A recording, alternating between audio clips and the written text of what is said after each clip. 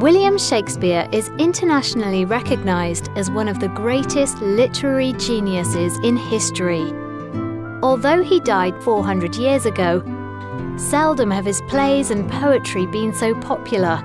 In fact, they are still studied by 50% of all school students worldwide, both in his native English and in translation. And so influential have they been that his writing has shaped the English language we know today.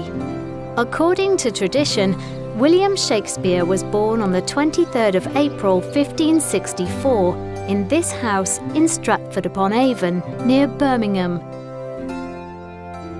His father, John, was a successful glove maker and had a workshop in the house. Little is known of his early life, but by 1592, Shakespeare was living in London, where he was writing plays and acting in theatres like the famous Globe Theatre. At this time, the theatre was extremely important, and by the time he died in Stratford at the age of 52, Shakespeare was a successful and wealthy man. His 37 plays had been performed for audiences from royalty to the poor in theatres in London and around the country. The Globe used to be one of the biggest theatres in London, and since its restoration, audiences here have been able to experience what going to the theatre used to be like in Shakespeare's time. Today, Stratford-upon-Avon is a town dedicated to Shakespeare's life and work. Visitors come here from all over the world to learn more about Shakespeare's life and to experience his plays being performed live by the award-winning Shakespearean actors of the Royal Shakespeare Company, or the RSC. The company is based at the new Royal Shakespeare Theatre in the centre of the town. Jackie O'Hanlon from the RSC explains how the modern theatre-going experience is different from the Elizabethan one. Theatre in Shakespeare's time was an incredibly popular form of entertainment. There wasn't anything else. There was no television. Everybody went to the theatre.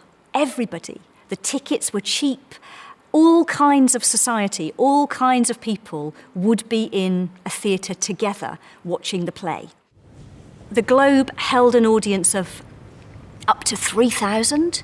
They were really big events, and they were the kind of thing that you would take an afternoon off work to go to. In Shakespeare's time, the audience misbehaved. It shouted out, it threw things at the actors. Another difference is that women did not perform on stage when Shakespeare was writing plays. The other crucial difference about theatre in Shakespeare's time was that it happened during the day. So evening performances couldn't happen because it was dark. So a lot of performances happened in the daytime outside. The RSC also encourages audiences to identify with Shakespeare's characters and brings his narratives to life in new and unusual ways. Last year, we launched a Twitter play called Such Sweet Sorrow, based around Romeo and Juliet. 5 actors played 5 key characters from the play and tweeted, in 140 characters over a 5-week period, their journey through the play Romeo and Juliet, but in modern language. It created this enormous new audience for Shakespeare, and that's what we're trying to do all of the time, is surprise audiences by who Shakespeare is and what he was writing about. But the genius of Shakespeare is his humour, his intriguing plots, and his written English.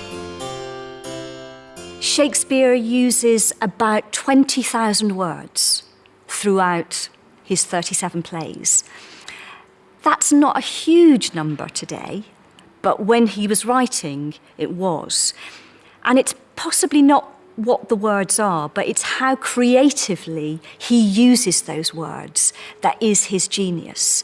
It's the way he places words next to each other that creates their beauty and their very unique meaning to us.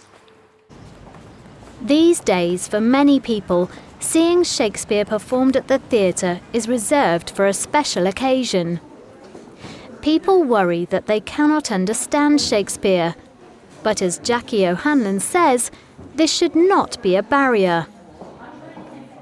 I will first of all look at a Shakespeare play and not immediately be able to understand it. So the first thing is to accept that's normal and good. And we find this a lot with students that we work with that have English as an additional language, that actually they will make more progress with Shakespeare than students who speak English as their first language, because speakers of English as an additional language are used to learning new words all the time, and Shakespeare's just another language to learn. And even if people are sometimes unsure about Shakespearean language, most people can remember at least a few quotes, although not always correctly. Tomorrow and tomorrow and tomorrow. To be or not to be, that is the question, whether 'tis noble in mind to suffer the stings and arrows. No reason, not the need. That's a good one when you're shopping. From King Lear. All's well that ends well. If music be the food of love, play on. That's a good one. It is a good one. That's a very good one.